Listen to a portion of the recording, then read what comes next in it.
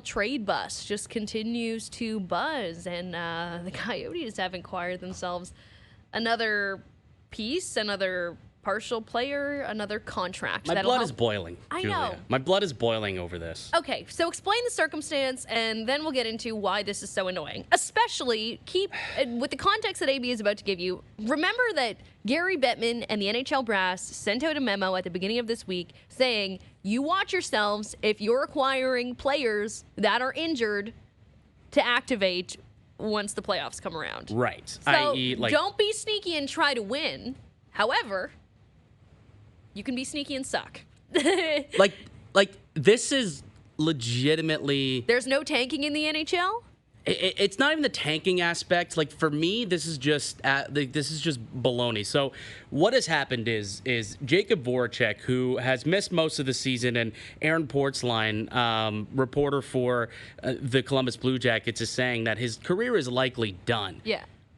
Jacob Voracek has been traded to the Arizona Coyotes, the place where every single player whose career is over gets traded to dump their cap hit to allow this team to reach the floor each and every season.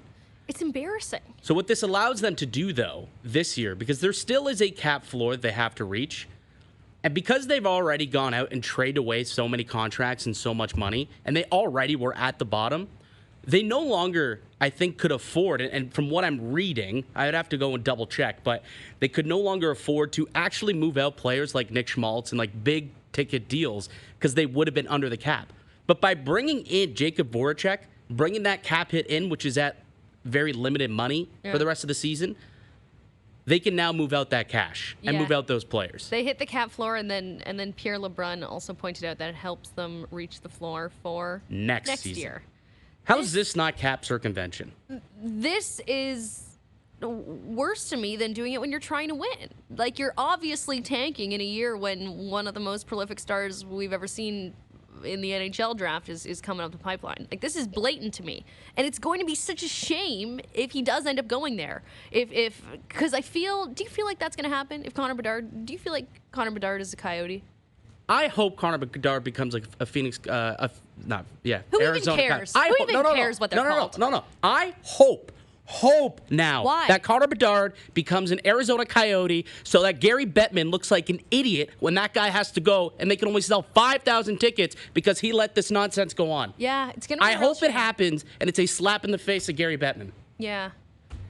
It's a joke. What's going on in Arizona is like the Chychrun trade yesterday. The fact that they legitimately prioritized not bringing back money over getting the best return is an absolute joke. Yeah. Like, everyone looks at that and they said, that's what they got? We just talked to Craig Button, who came and said, I mean, that sets up Bill Armstrong terribly in the future. Well, now all of a sudden, if he's trying to make deals, GM's just going to say, it's all good. We'll just wait. Do you feel bad? You're going to come down because we know that you don't want to pay this guy any money anyway.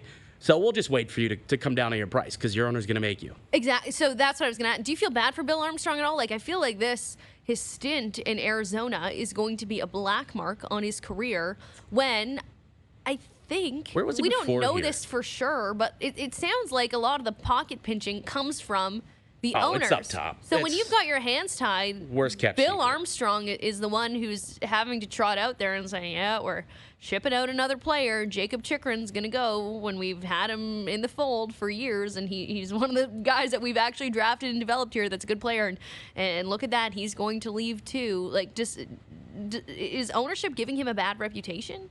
Absolutely. Yeah. Absolutely. And what's unfortunate is when they brought in new ownership and Alex Marullo came in, I think there may have been a belief that he would be willing to spend money. And here's what really annoys me.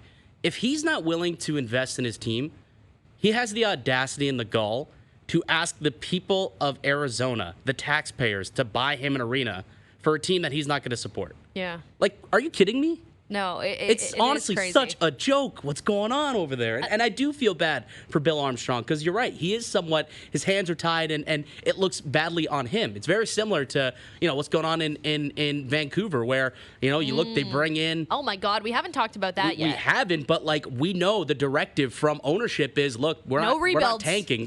This isn't a rebuild. You got to retool. So you got to ship out that first round pick you just got for Bo Horvat and go get a 25-year-old defenseman. Not even like a super young guy. Granted, I like Hronek. I think he's a good player. I don't think that the trade is as bad as some analysts are saying or some people on Twitter have said. I think it's an okay trade, but it totally is a directive from ownership, and it looks bad on the general manager. Jim Benning, for years, had to keep trading away picks and prospects to try and remain relevant. And same thing. You bring in new management, you're thinking, okay, maybe things could be different. No, it's the same nonsense because it's ownership at the top telling them what to do, and unfortunately, it's a pecking order. And if you're not going to do that, you're just not going to have a job. Like if Bill Armstrong says, no, I'm not doing that, Bill Armstrong probably will not be Alex Marullo's choice to head up his hockey team in the future. Yeah, and same with Patrick Alvine and the Aquilinis. Yeah, this is Bill Armstrong's first stop as a GM. Yep. He was assistant in St. Louis, and it's unfortunate what's going on because it does not give him a... Are they related, Bill and Doug, by the way?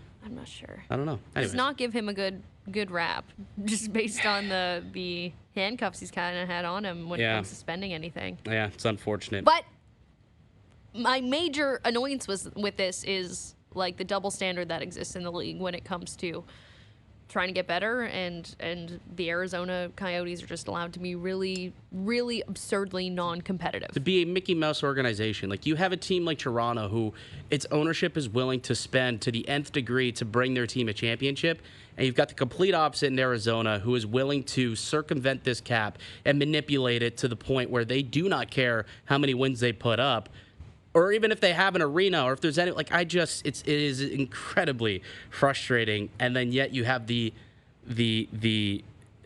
commissioner of the league just insists that he needs to keep that team there.